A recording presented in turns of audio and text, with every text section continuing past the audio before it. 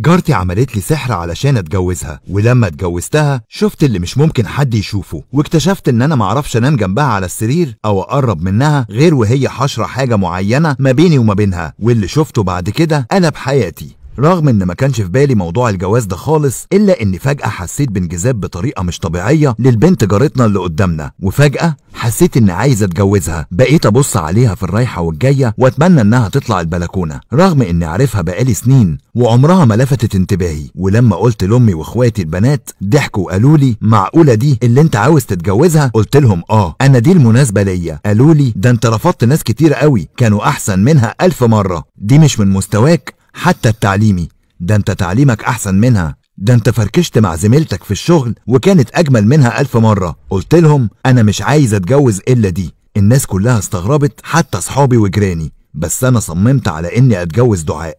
عارف ان في فرق في التعليم ما بيننا والمستوى، بس فعلا انا مش عايز اتجوز غيرها. وازاي انا ما شفتهاش كل السنين اللي فاتت دي؟ وفعلا صممت واتجوزتها رغم اعتراض كل اللي حوالينا، لدرجة ان اخواتي البنات قالوا لي ان الجوازة دي مش هتكمل لان في فرق كبير جدا حتى في طريقة التعامل ما بينك وما بينها. لكن انا ما كنتش شايف كل العيوب دي، واتجوزنا في كام شهر. بس من وقت ما اتجوزتها وبقت تحصل لي حاجات غريبة. دايما احلم بحلم معين، اشوفها قاعدة على الكنبة بتاعت بيتنا وجنبها كلب اسود غريب، ولما احاول اقرب منها او اقعد جنبها الكلب يقوم يبقى عايز يهجم عليا ويزمجر. واوقات احلم ان في اسد شكله وحش جدا بيجري ورايا، واقوم من النوم قلبي واجعني ونفسي رايح، مع اني افتكرت اني لما اتجوزها هرتاح. لكن الكوابيس ما سابتنيش لحظة، وكتير وانا قاعد في الشقة كنت بتخيل ان في بقع سودة غريبة موجودة على الحيطان، ولما اجي اقرب من مكان البقعة دي ملاقيش حاجة، لدرجة ان انا شكيت ان نظري يكون فيه حاجة. واوقات بحلم ان هي بتيجي تقرب مني بس بتخنقني، مع ان ده عكس طبيعتها خالص. هي حنينة جدا، وفعلا ما صدقت ان انا اتجوزتها وكانت فرحانة بيا جدا. المشكلة ان من بعد شهر من جوازنا بدأت احس ان في اماكن كتيرة جدا في جسمي بتوجعني، ودايما اقوم من النوم مكسر وجسمي وجعني. ولما رحت اشتكيت للدكتور، الدكتور قال لي ان مفيش حاجة وان انا سليم، لدرجة اني عملت تحاليل واشاعات على ظهري اللي كان دايما وجعني وكتفي، وما طلعش عندي اي حاجة. بدأت كمان احس لما اجي انام على المخدة كأن في حاجة محشورة في المخدة، ولما سألتها قلت لها المخدة دي فيها حاجة محشورة، تقول لي لا اوعى تقرب منها، ده ابويا اللي منجدها لي، وما تلعبش في العفش بتاعي، العفش بتاعي لسه جديد. اقول لها بس انا حاسس ان المرتبة والمخدة دي مش مظبوطين، كأن في حاجة محشورة فيهم من جوه مضايقاني. تقول لي لا ما تجيش جنبهم، انت عاوز تبوظ حاجتي. لحد ما استغليت يوم وهي عند اهلها وقلت افتح المخدة لا يكون فعلا المنجد نسي فيها حاجة، ولا ورقة عملت كلكيعة هي اللي عاملة كده. فعلا فتحت المخدة وفتحت المرتبة، ويا ريتني ما فتحتهم.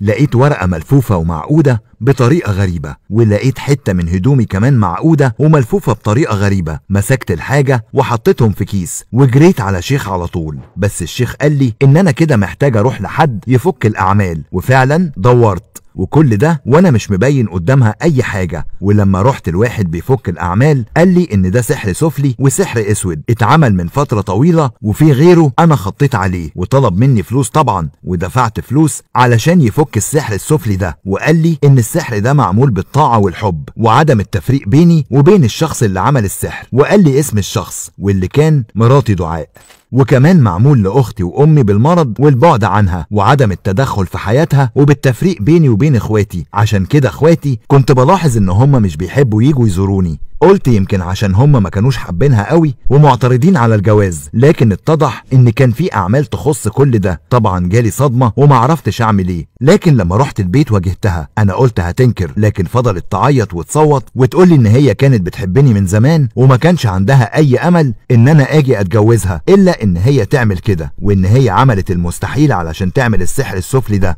لكن هي زوجة كويسة وبقى ليها معايا شهور ما صدرش منها اي تصرف يضايقني ولا يتعبني.